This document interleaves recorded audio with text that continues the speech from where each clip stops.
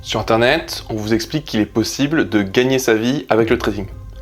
La réalité, c'est que pour l'immense majorité des particuliers, ce n'est pas le cas. Alors pourquoi est-ce que j'en fais une vidéo entière ? Tout simplement parce que les créateurs de contenu en trading pullulent sur les réseaux sociaux et que ce qu'ils montrent est très loin d'être représentatif de ce qu'est le trading. Donc je vais vous expliquer pourquoi presque aucun particulier ne peut gagner sa vie avec le trading. Cela permettra d'éviter que certaines personnes trop naïves ne se fassent aspirer leur compte en banque. Mon avis est que gagner sa vie avec le trading en tant que particulier est pratiquement impossible, à moins d'avoir un capital de départ énorme, bien supérieur à ce que peuvent offrir les propres firmes, une compréhension très fine des marchés et une excellente gestion du risque. Alors pourquoi est-ce que je pense cela ? On va commencer par les statistiques. Les études sur les comptes de trading particuliers arrivent toutes à peu près à la même conclusion, qui est qu'environ 10 à 25% des traders particuliers sont rentables sur le long terme, et beaucoup moins, de l'ordre de 1% si vous faites du trading régulier tous les jours. Alors pourquoi ? Une des raisons principales, c'est que le trading pour un particulier est un jeu à espérance négative. Donc pour rappel, l'espérance d'un jeu, c'est simplement ce que vous gagnez en moyenne sur le long terme. Si elle est positive, le jeu est fait pour que vous gagniez de l'argent, et si elle est négative, le jeu est fait pour que vous en perdiez. Et dans le trading pour particulier, il y a un problème qui est très simple, qui sont les frais. À chaque trade, il y a des commissions et le spread. Donc le spread, c'est l'écart entre le prix d'achat et le prix de vente. Et ces frais et ces spreads s'appliquent à chaque transaction. Autrement dit, le système est structurellement défavorable. Bon, maintenant qu'on sait ça, ces 10-25%, à quel point est-ce qu'ils gagnent ? Pour avoir une idée de ce qu'ils peuvent atteindre comme performance, on va les comparer avec les institutions les plus performantes au monde. Donc des structures comme Renaissance par exemple. On parle ici d'organisations qui disposent de modèles mathématiques extrêmement sophistiqués, d'équipes entières de chercheurs et d'ingénieurs, de data scientists et d'infrastructures informatiques gigantesques. Leur objectif est d'être capable de réagir le plus vite possible à la moindre information de marché, la moindre donnée économique, géopolitique ou intervention de la part d'un banquier central. Le niveau de sophistication est absolument gigantesque. Certaines années, des structures comme Renaissance peuvent atteindre des performances allant jusqu'à 40% par an, ce qui est déjà exceptionnel. On a aussi plusieurs témoignages de traders travaillant dans des hedge funds qui convergent vers la même idée, qui est qu'une performance d'environ 10% par an est déjà considérée comme une très bonne performance. Et c'est 10% par an, pas par mois. Et on peut confirmer ces témoignages par les statistiques de l'industrie des hedge funds. Donc l'un des indicateurs pour mesurer leur performance, c'est l'indice HFRI publié par Hedge Fund Research. C'est un indice qui agrège les performances de centaines de hedge funds et donne une estimation de la performance moyenne de l'industrie. Selon ces données, l'indice HFRI affiche une performance annuelle d'environ 10,5% par an depuis 1990. Les traders qui travaillent dans ces structures sont extrêmement bien rémunérés, non seulement parce qu'ils ont des salaires élevés, mais surtout parce qu'ils gèrent des positions énormes. Même une performance relativement modeste en pourcentage représente des gains gigantesques pour le fonds. Et c'est là qu'on voit la différence avec un particulier. Les particuliers n'ont tout simplement pas assez de capital pour que le trading devienne un revenu sérieux, même avec des propres firmes. Donc si vous ne savez pas ce que c'est, une propre firme, c'est une entreprise qui vous permet de trader avec son capital si vous êtes capable de réussir certains tests. Donc on va imaginer le scénario le plus optimiste possible. Un particulier extrêmement performant, disons qu'il arrive à faire 10% par an au niveau des traders des hedge funds.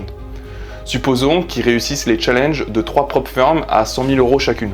Ça lui ferait 300 000 € de capital. À 10% de rendement, cela donnerait 30 000 € par an.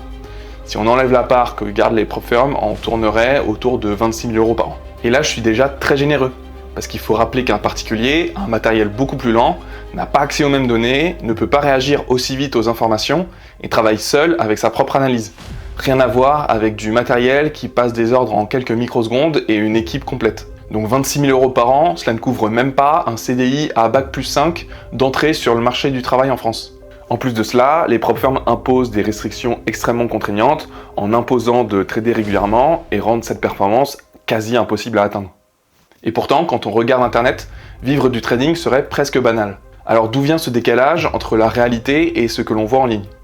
En grande partie du type de contenu qui circule sur les réseaux. Quand on observe les contenus trading sur Internet, on retrouve généralement 2 grandes catégories. La première catégorie, c'est les traders qui ne font que de l'analyse technique. Donc ils tracent principalement des lignes sur des graphiques, support, résistance, triangle, pattern, carte de tarot et Da Vinci Code. Alors pourquoi ça marche autant sur Internet ?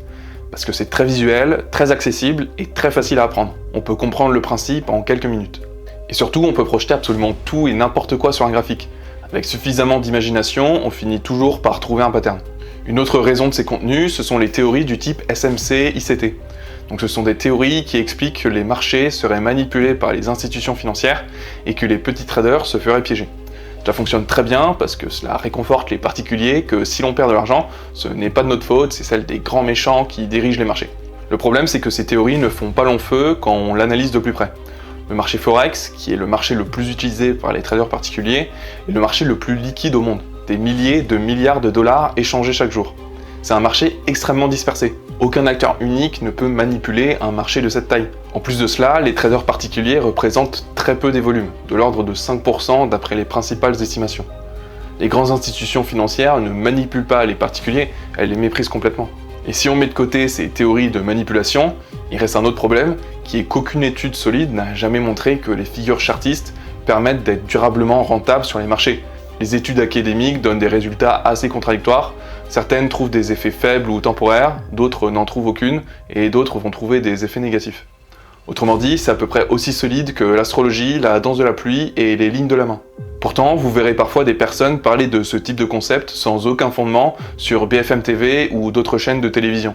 Et c'est ce qui fait que ça leur accorde une certaine légitimité sociale aux yeux du grand public. Si ces méthodes fonctionnaient réellement, on aurait des résultats. Or souvent, soit les résultats ne sont pas montrés, soit les créateurs ne montrent que les trades gagnants, soit les résultats sont truqués.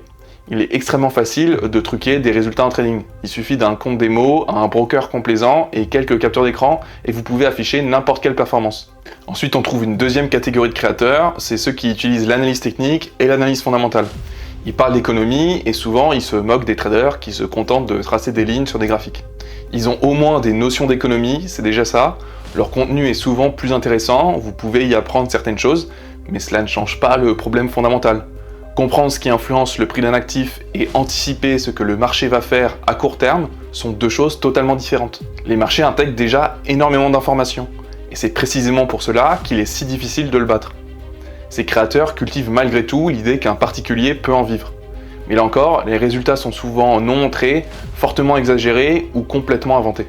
Alors est-ce que cela veut dire que le trading est forcément à bannir et qu'il ne faut absolument pas en parler ? Pas forcément. Si vous êtes parfaitement conscient de ce que c'est, ça peut être un passe-temps, exactement comme les machines à sous ou les paris sportifs. Bon, un passe-temps de mauvaise qualité, mais un passe-temps. Personne ne va au casino en pensant que les machines à sous sont une stratégie de carrière, du moins je l'espère. Tout le monde sait très bien que ces jeux sont conçus pour être perdants sur le long terme, sinon le casino n'existerait pas. Mais certaines personnes jouent quand même parce que certains trouvent ça amusant, parce qu'il y a de l'adrénaline. Le trading peut être vu exactement de la même manière, un hobby comme un autre. Mais présenter cela comme une voie réaliste pour gagner sa vie relève au mieux du déni, au pire d'une escroquerie. Voilà, alors peut-être que je prêche des convertis avec cette vidéo, ce n'est pas pour vous jeter des fleurs, mais je pense avoir un public significativement plus instruit que la moyenne. Mais ça me paraissait important d'en parler vu tous les fantasmes et escroqueries qu'il y a autour.